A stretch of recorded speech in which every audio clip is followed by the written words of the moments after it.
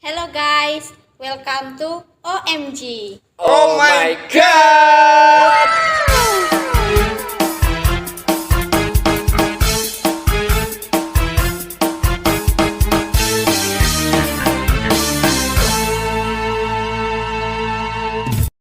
Di sini kita kedatangan dua orang istimewa, ada Mas Dirga dan juga Mas Pur. Ya. Pernah nggak kalian berdua hidup di lingkungan yang beragam? Oh tentu pernah. Karena kan kita sendiri aja udah beragam. Saya dari Jepara, Mas Arya dari mana? Dari Pati saya. Oh tetanggaan malah ya? Tetangga kita tapi berbeda. Mbak Urianti sendiri dari mana? Saya sendiri dari Maluku. Kita jauh sendiri aja udah beragam kan? Ya, apalagi ini lebih beragam lagi Ya. dia orangnya. Nah, terus keberagaman itu menurut kalian itu apa gitu? Ya kalau menurut saya keberagaman itu kan beberapa orang yang berbeda gitu kan. Tapi saya juga belum mengetahui lebih dalam sih tentang keberagaman. Mungkin Mas Arya tahu gimana Mas? Ya, apa ya? Kalau saya kira keberagaman ini kan apa ya? Sebenarnya nggak perlu jauh-jauh ya kita mencari apa sih keberagaman itu. Karena bahkan di dalam diri kita aja kan udah beragam gitu ya. Kita lihat muka kita aja tuh udah komposisinya kan beragam lah. Kita mata kita yang lentik apa bulu mata yang lentik, hidung kita yang mancung kan. Ketika ini bersatu kan itu menjadi apa ya? Menciptakan wajah yang rupawan gitu ya. Seperti kita. Iya, kan kadang kita juga kan ada yang jenong, ada yang Ya, apa? ada yang pesek juga, Iya. tapi kan tetap ketika itu disatukan ya itu akan menjadi wajah seseorang gitu ya. Jadi nggak mungkin dong kalau orang wajahnya polosan gitu kayak apa kan gitu kayak alien mungkin kayak apa kayak tutup panci mungkin gitu ya. Gitu. Nah, ya ini berarti menarik ya. Maksudnya kan kita hidup di dalam keberagaman. Nah, Iya. menurut Mas Dirga dan juga Mas Pur ini dalam mempertahankan keberagaman dalam Buddhisme itu seperti apa? Jadi gini, saya ada sedikit materi ini kalau masalah mempertahankan ya. Itu terdapat 4 bagaimana kita mempertahankan dalam Buddhisme keberagaman tapi dalam konteks berbicara.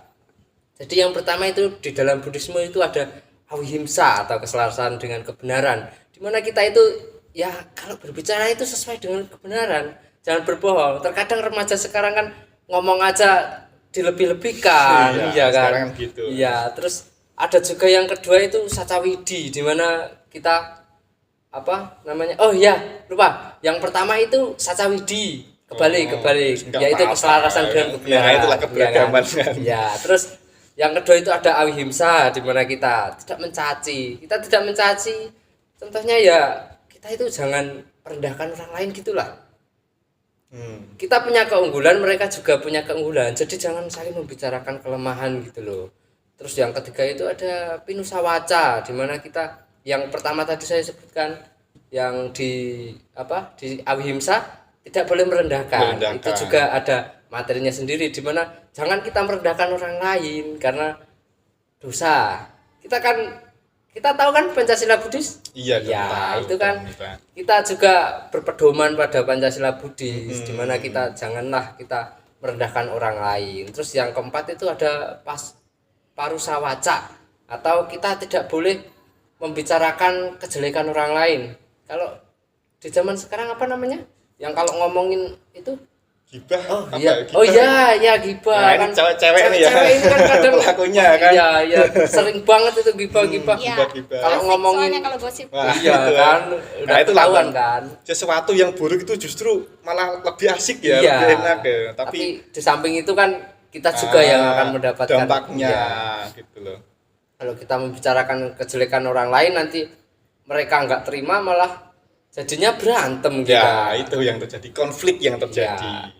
Makanya kita harus menanamkan itu tadi, ada sacawidi, awihimsa, parusawaca, sama pisunawaca, dimana itu 4 itu kita harus tanamkan untuk mempertahankan keberagaman gitu. Nah, sebenarnya di dalam Buddha Waga pun ini ya, Sang Buddha pernah berkata bahwa sebenarnya di sana dikatakan bahwa suka sanggasa samagi, Ya. bahwa kebersamaan itu membawa kebahagiaan, Bang. Iya, berarti kita kalau bersama itu selalu bahagia. Kayak kita ini. Iya, kita kan ketemu gini Iya. ya, kita senang, kita Iya, ngobrol-ngobrol sumringah enak. banget kan kita. Gitu loh.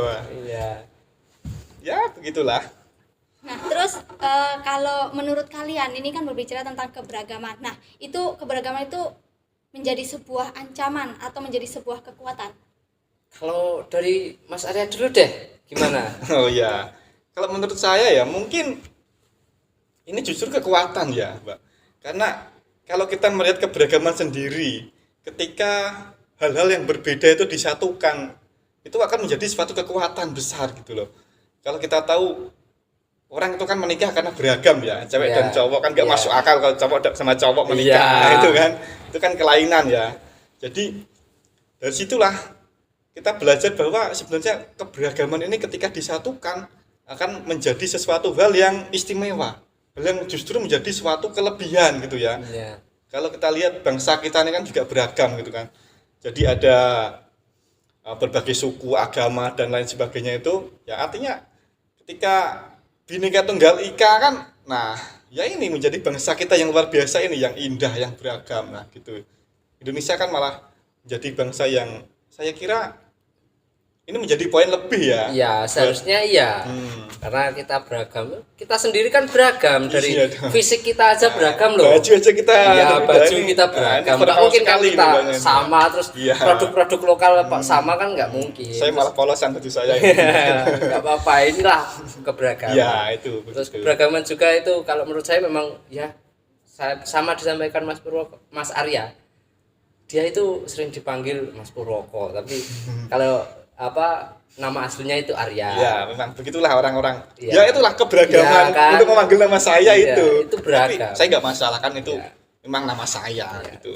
Terus kalau keberagaman dari menurut saya itu ya tadi, tubuh kita kan beragam, nggak mungkin sini kaki lagi. Ini ada mata, ada telinga, ada hidung, beragam menjadi satu. Menjadilah sempurna, jadi manusia yang sempurna, manusia yang utuh. Iya, manusia yang utuh itu. Kalau keberagaman menjadi apa tadi, ancaman ya, itu tergantung diri kita sendiri. Gimana kita menilai keberagaman? Kalau kita menilainya kita beragam tapi kita memaksakan mereka untuk menuruti kehendak kita, ya tetap nggak bisa bersatu kalau itu. Makanya perlunya diskusi. Nah itu.